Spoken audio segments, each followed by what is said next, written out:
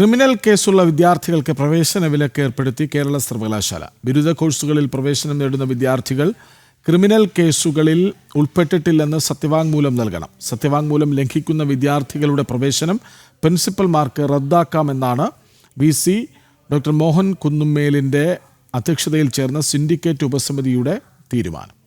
വിവരങ്ങളുമായി ശാലിനി ഒപ്പം ചേരുന്നു. ശാലിനി, പഠിക്കാനാണ് കലാലയങ്ങൾ, കലാപ്രവർത്തനങ്ങൾക്ക് അതാകാം, രാഷ്ട്രീയവുമാകാം, പക്ഷേ അതിരുകടന്ന് ക്രിമിനലിസത്തിലേക്ക് പോകാൻ വരട്ടെ എന്ന താക്കീതോ ഈ തീരുമാനം?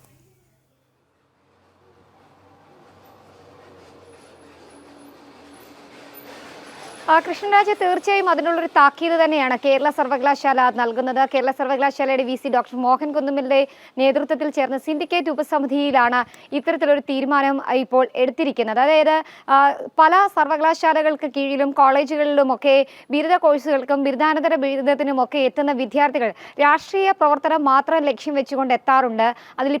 അതിൽ ഏറ്റവും എടുത്തു പറയുന്നത് UGC അടക്കമുള്ളവർ ഈ ബിരുദാനന്തര കോഴ്സുകളിലേക്കുള്ള പ്രായപരിധി എടുത്തു കളഞ്ഞത് വലിയ രീതിയിലുള്ള തിരിച്ചടിയായിട്ടുണ്ട്. ആ സാഹചര്യത്തിൽ ആ ഒരു സഹായം അല്ലെങ്കിൽ ആ ഒരു കാര്യം മുൻനിർത്തിക്കൊണ്ട് പല വിദ്യാർത്ഥികളും രാഷ്ട്രീയ പ്രവർത്തനം മാത്രം കോളേജുകളിൽ നടത്താൻ വേണ്ടി എത്തുന്നുണ്ട്. തെരഞ്ഞെടുപ്പ് യൂണിയൻ പിടിക്കാനൊക്കെയായി എത്തുന്ന ഒരു സാഹചര്യമുണ്ട്. ഈ ഘട്ടത്തിലാണ് ഇവിടെ എത്തുകയും അതിൽ കോളേജ് രാഷ്ട്രീയത്തിന്റെ പേരിൽ പല രീതിയിലുള്ള ക്രിമിനൽ പ്രവർത്തനങ്ങൾ കോളേജുകളിൽ നടത്തുകയും ചെയ്യുന്നത്. പ്രത്യേകിച്ച് പൊതുമുതൽ എന്ന് പറയുന്നത് പോലെ സർവകലാശാല മുതലുകൾ അടക്കം നശിപ്പിക്കുന്ന ക്രിമിനൽ കുറ്റങ്ങൾ ഈ വിദ്യാർത്ഥികൾ ചെയ്യാറുമുണ്ട്. ഈ സാഹചര്യത്തിൽ കൂടിയാണ് ഇത്തരം പ്രവർത്തനങ്ങൾ ചെയ്യുന്ന അല്ലെങ്കിൽ മുൻപ് ഇത്തരം പ്രവർത്തനങ്ങളിൽ ഏർപ്പെട്ടിരുന്ന വിദ്യാർത്ഥികൾക്ക് ബിരുദാനന്തര കോഴ്സുകൾക്ക് അഡ്മിഷൻ നൽകേണ്ടതില്ല. അങ്ങനെ ഏതെങ്കിലും തരത്തിൽ ക്രിമിനൽ കുറ്റങ്ങളിൽ പെട്ടിട്ടുണ്ടെങ്കിൽ അത് സത്യവാങ്മൂലം നൽകി അവരെ അവിടെ നിന്ന് മാറ്റി നിർത്താനുള്ള നടപടികളിലേക്കാണ് സർവകലാശാല കടക്കുന്നത്. ഒരു നിർണായക തീരുമാനത്തിന് കൂടിയാണ് കേരള സർവകലാശാലയുടെ സിൻഡിക്കേറ്റ് ഉപസമിതി ഇപ്പോൾ തീരുമാനമെടുത്തിരിക്കുന്നത്.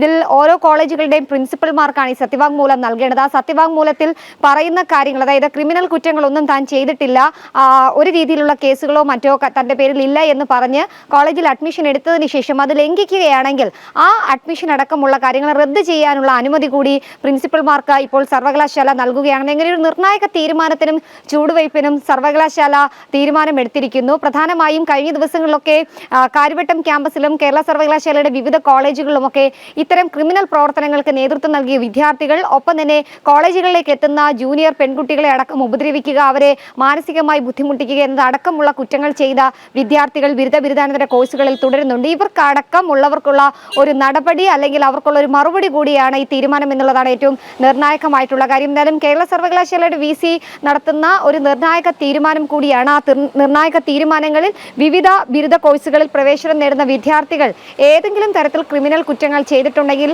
അവരെ മാറ്റി നിർത്തും. അതായത് പഠിക്കാൻ വരുന്നവർ മാത്രം കോളേജുകളിലേക്ക് വന്നാൽ മതി, അല്ലാത്ത ക്രിമിനൽ പ്രവർത്തനങ്ങളും രാഷ്ട്രീയ പ്രവർത്തനങ്ങളും ഒക്കെ നടത്തി സമയം ചെലവഴിക്കാനായി വരുന്നവർ ഇങ്ങോട്ടേക്ക് വരണ്ട എന്നൊരു സന്ദേശം കൂടി ഈ നിർണായക തീരുമാനത്തിലൂടെ കേരള സർവകലാശാലയും സർവകലാശാല VC ഡോക്ടർ മോഹൻ കുന്നുമ്മേലും മുന്നോട്ട് വയ്ക്കുന്നുണ്ട്. കൃഷ്ണരാജ്, ശരി, ക്രിമിനൽ കേസുള്ള വിദ്യാർത്ഥികൾക്ക് പ്രവേശന വിലക്ക് ഏർപ്പെടുത്തുകയാണ് കേരള സർവകലാശാല. ഞാൻ ക്രിമിനൽ കേസുകളിൽ പ്രതിയല്ല എന്ന് സത്യവാങ്മൂലം നൽകണം. അത് തെറ്റാണ്. അത് ലംഘിക്കപ്പെട്ടാൽ ആ കുട്ടിയെ കോളേജിൽ നിന്ന് പുറത്താക്കാൻ പ്രിൻസിപ്പലിന് അവകാശമുണ്ട്. വിവരങ്ങൾ നൽകുകയായിരുന്നു ശാലിനി.